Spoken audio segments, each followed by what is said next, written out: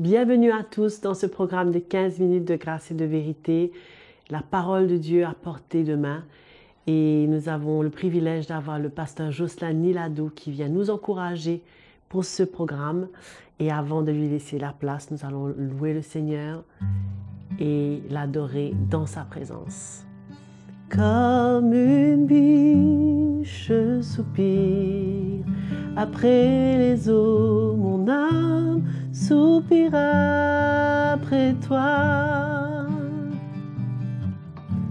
Toi seul est le désir de mon cœur et je veux toujours t'adorer. Tu es mon bouclier, ma force, en toi seul mon esprit se soumet.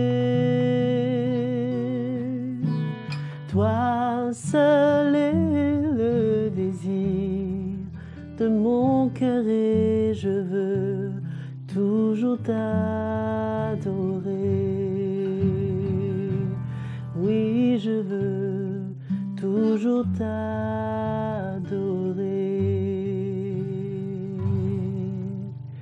Alléluia. Merveilleux d'adorer le Seigneur.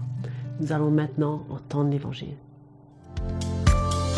Bonjour tous nos frères et sœurs bien-aimés avec qui nous partageons la parole de Dieu et je vous souhaite ce matin encore la bienvenue dans cette nouvelle session de 15 minutes de grâce et de vérité.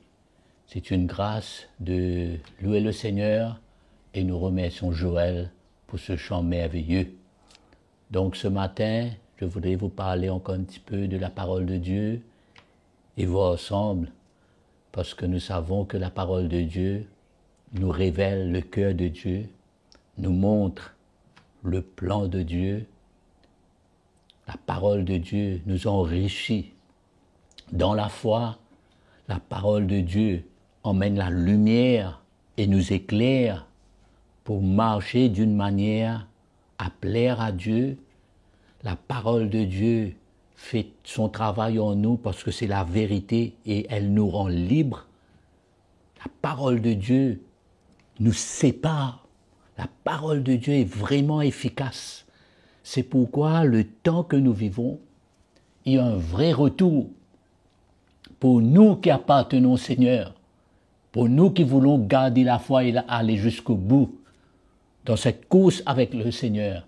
La parole de Dieu retrouve sa place. Il y a un retour vers le message de Jésus-Christ. Il y a un retour vers l'enseignement des apôtres, comme au temps des Actes des apôtres. Il y a un retour vers le vrai évangile. Il y a un retour vers la vérité de la parole de Dieu. Amen. Ce matin, je vais vous parler du ministère et l'onction apostolique qui emmène le cœur des hommes et des femmes à être engendré pour être des fils et des filles dans la maison de Dieu. C'est sûr, on comprend tous qu'on est d'une manière générale enfant de Dieu, mais j'ai remarqué que dans la parole de Dieu, non seulement au temps des Actes des apôtres, mais quand nous lisons les épîtres, nous voyons que l'onction, le ministère apostolique, il y a un appel de Dieu d'une manière très spécifique où nous pouvons ressentir le cœur d'un père. Et ça, c'est nécessaire de mentionner parce que nous allons voir qu'est-ce que cela produit. Non seulement un enseignement, mais l'onction apostolique, le ministère apostolique au milieu de nous dans une église quand on est engendré par le message de l'évangile. Comment cette onction emmène automatiquement un sentiment d'un Père au milieu de nous, où beaucoup de choses peuvent se passer, où on ressent, il y a un sentiment de sécurité, où on ressent une protection, où on ressent, il y a une vision, où on ressent qu'il y a une conduite dans l'esprit. chose que nous ne pouvons pas ressentir en dehors de cette protection et de cette sécurité dans l'esprit. L'apôtre Paul va écrire plusieurs fois à l'Église pour ramener l'Église à se mettre quelque part à l'abri. C'est un peu le sentiment que je ressens quand je lis la parole de Dieu. Je crois qu'il faut important pour nous, mes frères et sœurs, aujourd'hui, quand nous lisons la parole de Dieu, il faut ressentir le cœur qu'il y a derrière. Pas juste essayer de comprendre un verset ou un mot avec toutes sortes d'explications, mais de ressentir le cœur qui est transmis. Très, très important à discerner, à grandir. C'est comme dans une maison. Dans une maison, quand le papa est là, le père est là, sa présence, ses instructions, son amour emmènent une sécurité où la famille, les enfants se sentent en sécurité, même si physiquement, à un moment donné, le père n'est pas présent dans la maison, mais dans l'esprit, il y a cette sécurité, on sent cette couverture. Et je crois que c'est important de l'Église de ressentir cela pour être gardé dans la foi. Paul écrit aux Corinthiens, dans 1 Corinthiens, le chapitre 4, il dit, on peut lire à partir du verset 14, Paul écrit à l'Église, vous savez comment l'Église, tout de suite a eu une tendance de s'éloigner, au point que certains, ils ont rejeté même Paul comme un serviteur de Dieu, mais Paul voulait ramener leur cœur et leur faire montrer quelque chose d'important, nécessaire pour leur vie. Le verset 14, il dit, « Ce n'est pas pour vous faire honte que j'écris cela, mais je vous avertis comme mes enfants bien-aimés. »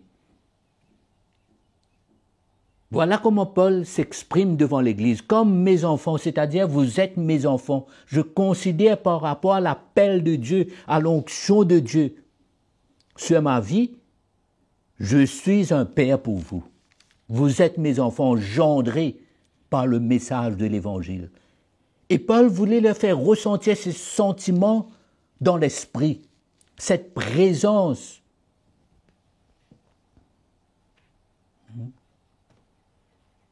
Et il continue, il dit, « En effet, quand vous auriez 10 000 maîtres en Christ, vous n'avez cependant pas plusieurs pères, puisque c'est moi qui vous ai engendré en Christ par l'Évangile. » Amen.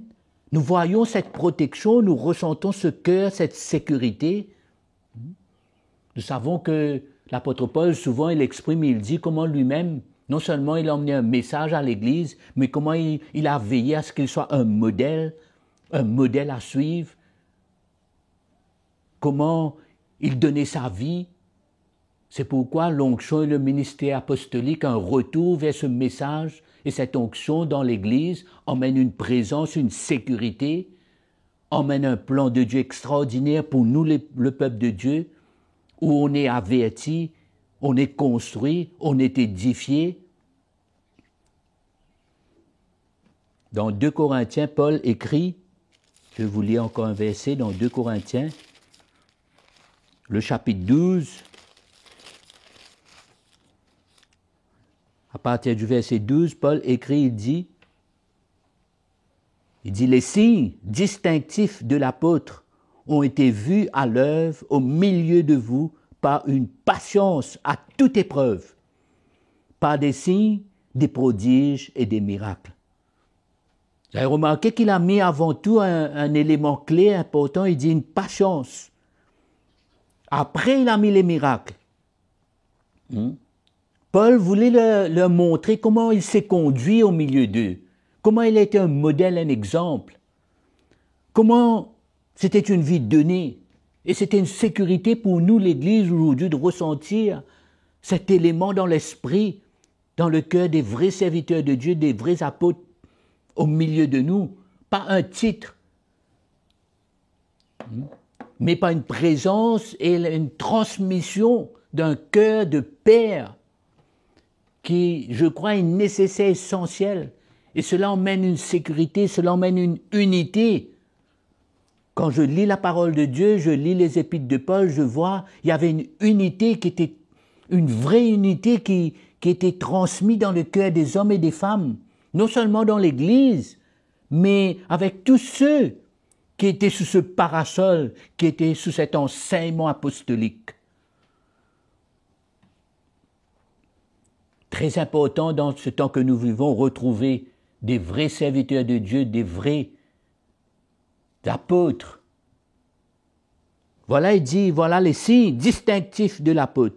Une patience, comme un papa, un père qui est patient envers ses enfants pour voir ses enfants grandir. Il dit, voici, le verset 14 dans 2 Corinthiens, le chapitre 12, toujours le verset 14, il dit, voici, je suis prêt à aller chez vous pour la 3e fois, et je ne vous serai pas à charge, car je ne cherche pas ce qui est à vous, mais vous-même. Ce n'est pas, en effet, aux enfants à amasser pour leurs parents, mais aux parents pour leurs enfants. Nous voyons encore une fois, Paul se présente comme un père, contraire aux faux apôtres.